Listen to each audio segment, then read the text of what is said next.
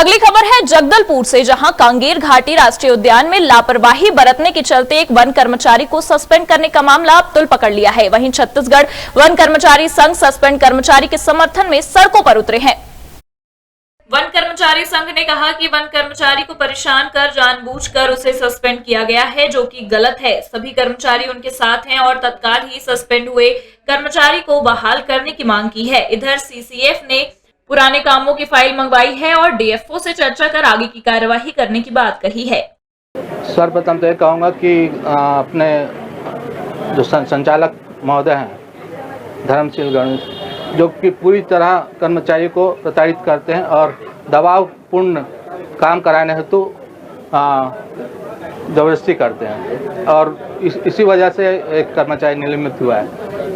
जो WBM road जो निर्माण हो रहा था पूरी तरह गुणवत्ता युक्त उपयुक्त था और अयोग्य था, पूरा भ्रष्टाचार से लिप्त था और उस प्रमाणक में कर्मचारी से साइन कराने जबरदस्ती किया गया।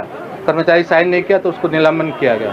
सीसीएफ साहब ने कहा कि डीएफओ साहब, निदेशक साहब को इस बारे में लेटर लिखा गया है और आज शाम तक वो अपनी रिपोर्ट देंगे और अगर रिपोर्ट डीएफओ साहब नहीं देते हैं तो वो स्व संज्ञान ले करके कल हमारे वीरेंद्र भाई के हित को देखते हुए कुछ आदेश जारी करेंगे और हम ये संभावना व्यक्त कर रहे हैं कि वो आदेश जो होगा इनके निलंबन से बहाली होगा।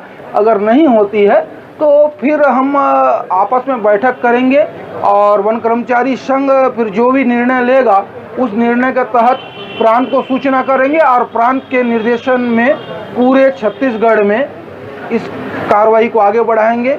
डीएफओ साहब की तानाशाही को बंद कराएंगे। आज कर्मचारी आए थे कि भाई उसका सस्पेंशन का ऐसा कोई ऐसा मुद्दा नहीं है जिसमें सस्पेंड किया जाए।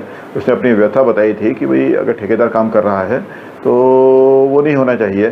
तो इस संबंध में वो डीएफओ साहब से मिले थे। डीएफओ साहब से पहले उनकी चर्चा हुई थी, लेकिन आज फिर डीएफओ साहब से मिलने गए थे, मुझसे मुलाकात हुई तो वो मुझसे मिलने आए थे कि इस कर्मचारी को का निलंबन शून्य किया जाए। अभी मैंने डीएफओ साहब से इस संबंध में इस प्रतिवेदन चाहा है कि आपने कर्मचारी को किन कारणों से सस्पेंड किया है और उसका मेरे को बताएं, उसके ताकि उसके आधार पे निर्णय लिया जा सके। लेकिन अभी उनका प्रतिवेदन आया नहीं है, जैसे ही आता है मैं उस पर अपना अगले कार्रवाई करूँगा। जगदलपुर से इंडिया टाउन न्यूज के लिए अनिल राव की रिपोर्ट।